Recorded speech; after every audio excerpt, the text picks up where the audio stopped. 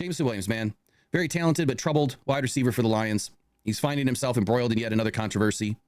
This time, it's not about his on-field performance or a violation of the league's gambling policy, but rather a late-night traffic stop that has sparked an internal investigation now within the Detroit Police Department. The incident happened early morning hours of October 8th. Williams was a passenger in a vehicle driven by his brother when they were pulled over for a traffic violation. Upon questioning, Williams' brother disclosed that there were two guns in the car, one registered to him, and he had a valid concealed pistols license.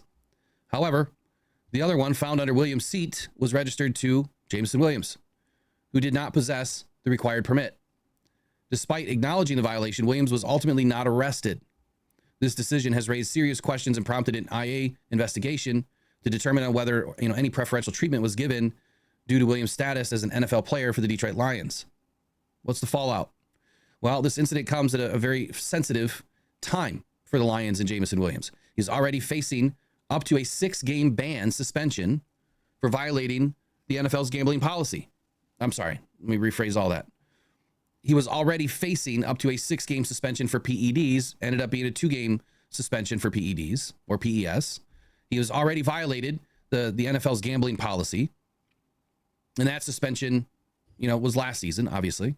But now he faces another potential legal repercussion after further disciplinary action from the league may come down. We don't know yet. Now, the Lions organization has expressed disappointment and concern over his repeated off-field issues. While they acknowledge his talent and potential, they also emphasize the importance of accountability and responsible behavior. Dan Campbell is known for his strong leadership and emphasizes, on culture. And, to be a winning organization, you have to win at all things. For Williams, I think that this incident could have very significant consequences for his career. It seems to be spiraling out of control right now. And I'm not trying to be all doom and gloom, but that's just, you got to look at it, head on. He keeps stepping on landmines, but he's putting the landmine out in front of him. That's what I don't get. It'd be different if he's just wrong place, wrong time. But he's literally putting the landmine out and then saying, here, I'm going to step right on it. That is a bigger concern for me, and any psychology specialist could probably take this a whole different direction, that there's something going on with him that he just can't figure out. So I know you guys have already read all this stuff. You've already heard it from multiple channels. I would have done something last night, but I had bigger things to do than worry about Jameson Williams last night. Look, I want to see this guy make it. We all do. But now I'm going to come out with the inflammatory. I would not be surprised. I'm not going to say this is a potential, but I would not be surprised if he was traded. You guys want a defensive end that bad? Those of you that do, and you want a top flight defensive end, let me ask you a question. Would you rather bring in a defensive end that doesn't get in trouble, that keeps his nose clean, that just wants to play football, that has respect for the game? Because what is the one thing that Dan Campbell said to all these players from day one? Do not disrespect the game of football. J-Mo is pissing in the face of football right now. Everything is in front of this guy. All he has to do is catch it. That's it. He's got one job to do. Just catch it. And he can't do it. So I would not be surprised. I'll tell you right now, the NFL was extremely light on what they did with Rashee Rice. I'm expecting the same treatment for Jameson Williams. He hasn't been suspended. Now, he got injured, but he wasn't suspended after all the crap that he did. Yep. So I'm expecting the same treatment, NFL. Not to say that I agree with it, because I don't. I think what J-Mo's doing is stupid. You guys know that I've been a staunch critic of J-Mo, when he was kind of getting acclimated to the league. He had some issues, early on. He comes into the team, and it just seemed like he wasn't ready. He had all that time off to learn the playbook, finally gets inserted into the offense the last few games of his first season, and he just looked like a fish out of water. Some of that is expected, from a rookie. It's expected. Some of it might have been self-manifested, where he just wasn't mentally there. He wasn't mature enough to put himself in the best position to be ready. And then we saw the issues on the sideline, that first year where he was chewing out coaches and yelling at coaches and stuff on the sideline. And all that stuff, you can go back and watch the tape. I was there. I've seen it. I've seen the tape. So I know what happened. A lot of people want to say it didn't, but it did. What was said, we'll never know. But anytime you're yelling at a coach, it's not good. So his first year, we'll call it a wash, right? Learning experience, coming back from an injury, a lot going on there. You expect that, there would be some issues. Okay, second season. All right, this is Jamo's year. He's coming off an injury still, though. He's only had a few games of exposure. We've seen, the big playability. Hopefully he puts it together in year 2. Bang, slams the door right in my nose. Gambling issue. Even though it was bullcrap to a degree, he's putting himself in that position. And it's that part of it we can't ignore. Whether the rule was bullcrap or what he did was, every stretch of the word bullshit. It is still a rule. It was still, a bylaw to their employment to the NFL. Can't do it. Doesn't matter if it was on a team plane, team hotel, team facility, team bus. Believe it or not, there's a team facility. Doesn't matter. It happened. So he gets suspended for gambling. And then later it's walk back, a couple of games. Pattern is there. And then he gets, started to play it, and he's just drop after drop after drop after drop after drop. He had like 6 or 7 drops in the first few games. So not looking good. Doesn't look ready. Made a comment during one of his interviews after a practice, I believe, where he said, yeah, I was catching like, 100 balls a week on the jugs machine while I was off. And I'm thinking to myself, Amon-Ra St. Brown is catching 202 every day after practice. What do you mean you're catching like 100 a week? Did you mean 1,000 a week? Because when you're at home and you're suspended and the only thing you have to make money with is your hands in a football game and your legs, you would think that you would be working those out. So that kind of put me off into, it put me off of JMO. Let's just put it that way. I could just tell that there was some maturity issues, and it was going to be a minute for this guy to kind of wake up. And then he kind of woke up. This season, he comes in, totally different mentality, seemed to really start to hit his stride, admitted as much to everybody that he was immature. I'm like, all right, the guy's got it. He recognized it. He worked hard in the offseason with Teddy, B, and he's going to be fine. He's just going to need a little bit of time. Let's just wait and see what happens. Game 1, we're rolling, right? And then the PED thing happens. It was called PES, PED. At the end of the day, it's performance enhancing something, right? I still don't think that they've come out and said what it is he dropped dirty for. But here's my conspiracy with this before I continue on. It just seems kind of weird that this traffic stop happened in week 5, 3 weeks ago. And then they didn't appeal the decision for the PED thing. So it almost seems like to me that the Lions knew this was coming down, that somebody was digging, and that this was all going to come out. And as, instead of having JMO in the building, JMO, just don't appeal it, dude. Take your lumps, get out of here. Because what's about to happen when all of this surfaces, it's going to get way worse. And then you could be looking at multiple more games of suspension.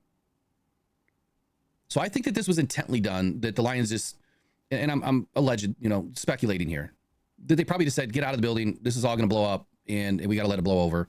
And the best way to do that is not having you in the building where you don't have to answer questions to the press.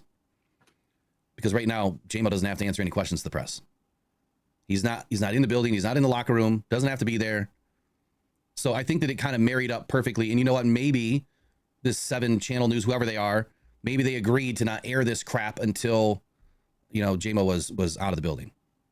So that's my conspiracy side to this, as to why, because it made perfect sense for him to appeal. It also made perfect sense when he supposedly didn't know what he's, dropping dirty for. But the fact that you're in a vehicle with your brother, who's the only one that has a CPL, a gun should never be, underneath your seat loaded, whether it was in a box or not. That still is not up to law standard. It has to be in the trunk. If you have a CPL, it doesn't matter. But I'm hearing things from fans, like yesterday on Twitter. I put something out. I was just disgusted. I'm just kind of done with it right now. And you have people say, well, he has the right to bear arms. Of course he does. But let's not kid ourselves here. There's laws.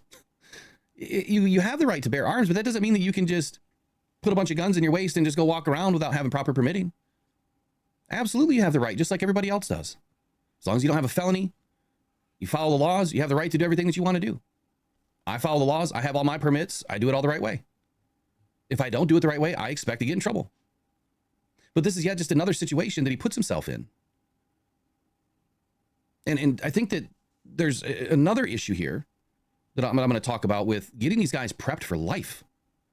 Because there seems to be a recurring theme here with JMO that he just doesn't know, or hasn't taken the time to learn, or doesn't care.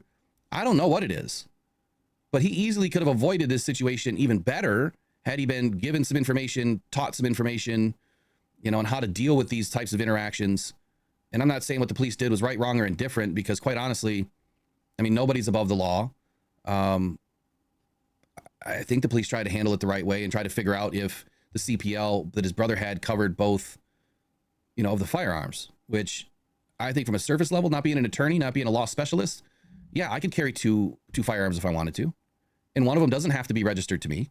I could borrow that firearm from a friend.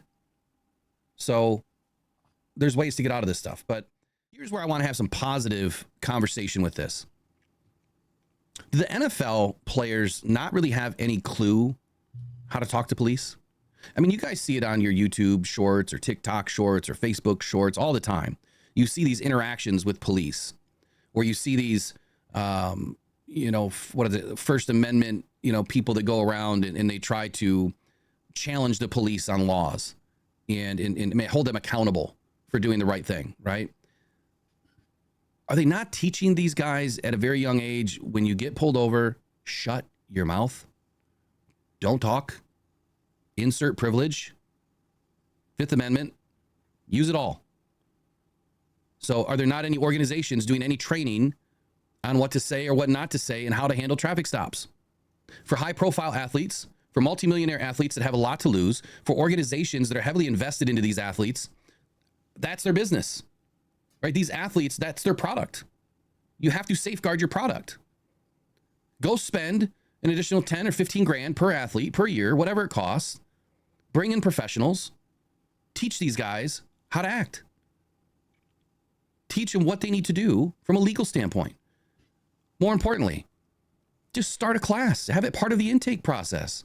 They put them through financial training, right? They put them through financial, I forget the term, but the NFL, they put these guys through some financial stuff so they can learn how to manage money and what to do with their money and, so on. Because there's a lot of money we're talking about, especially for, the first round draft picks. I mean, all of them are making good money.